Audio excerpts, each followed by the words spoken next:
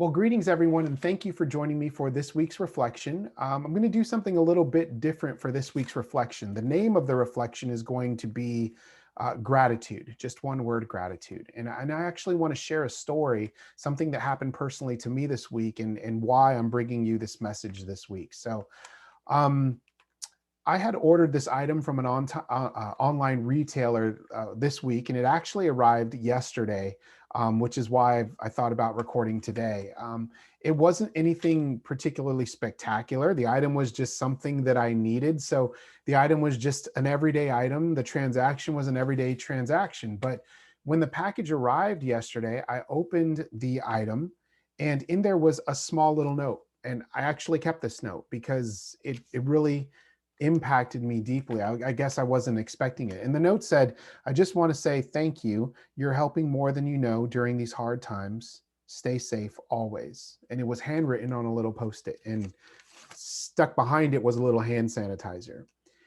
And I thought to myself, wow, this person just took a moment out of their day on a simple transaction to write a note of gratitude, just saying thank you. You're helping more than you know. And it dawned on me that I don't know this person's story. I don't know their circumstances or their challenges, but I know that somehow God arranged for us to connect in this way for that individual's needs to be met, and for me to be nurtured through this note.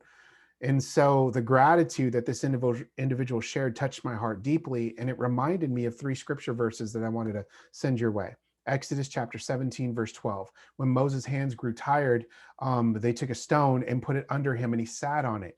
Aaron and Hur held up his hands up, one on one side and one on the other, so that his hands remained steady till sunset. This notion of supporting one another in a time when we feel we're too weary to go on, that there's always help there.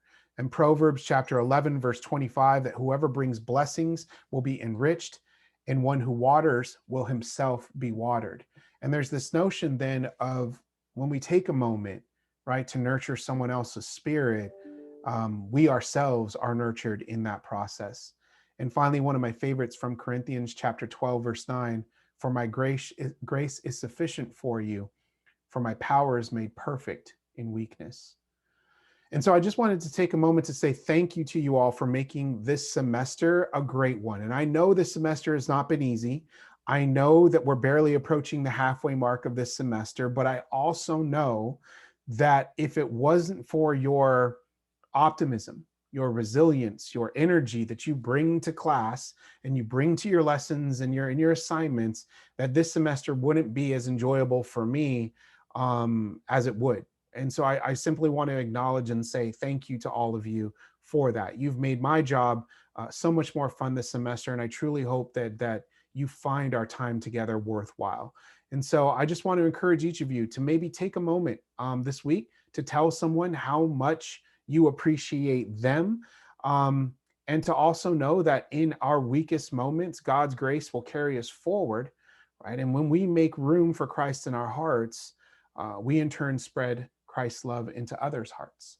So I just want to say thank you. I want to send that message of gratitude your way and let you all know that I'm praying for you. And if you need anything, you know how to get a hold of me. Take care. Have a great week.